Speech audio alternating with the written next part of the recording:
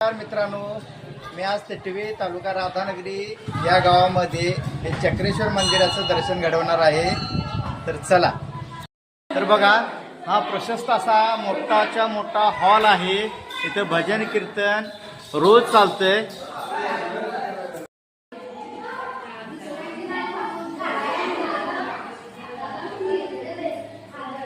मित्रांनो, हे महादेव मंदिरात मी तुम्हाला आणलेला आहे. हा आहे प्रशस्त असा गाभारा आणि संगमरवरीमध्ये तयार केलेला आहे.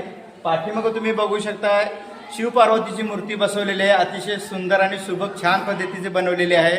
या मंदिरातली माहिती इथले ग्रामस्थ एक आहेत, त्यांच्याकडे आपण ही माहिती ऐकूया. माझे नाव विठ्ठल रामचंद्र पाटील.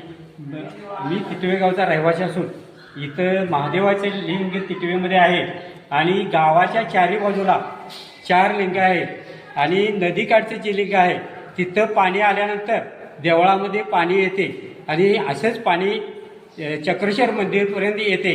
हे महात्मा येथील आहे. तर मित्रांनो, हा तुम्हाला व्हिडिओ आवडला असेल तर नक्की मला लाईक करा, फॉलो करा आणि शेअर करायला विसरू नका. धन्यवाद.